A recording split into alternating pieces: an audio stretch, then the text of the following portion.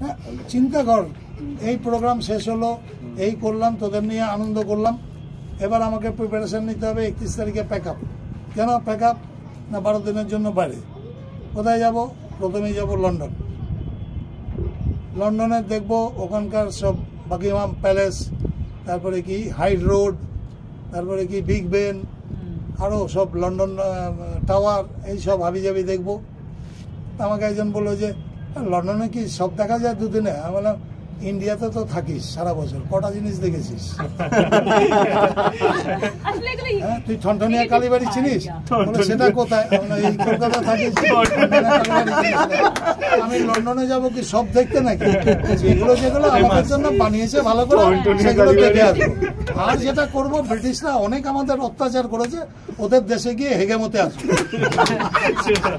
বাংলা কথা, ঠিক আছে? তারপরে চলে যাবো প্যারিস। প্যারিসে গিয়ে ক্রুজ ঘুরবো, এটা ওটা করবো। প্যারিস থেকে চলে যাব ব্রাসেলস, বেলজিয়াম।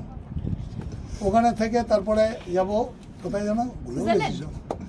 ব্রাসেল, তারপরে যাব জার্মানি।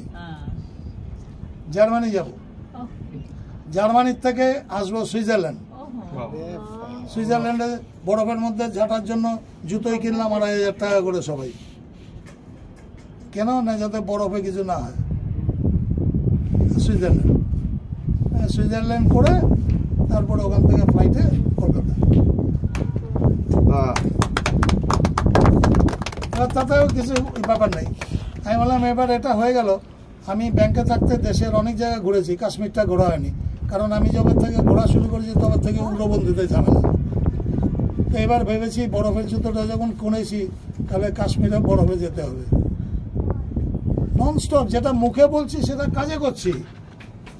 এমন না যে লন্ডন ঘুরে আসছি আবার কি আছে, অনেক ঘুরে গেছে না, এরপরে ওটাতে যাব।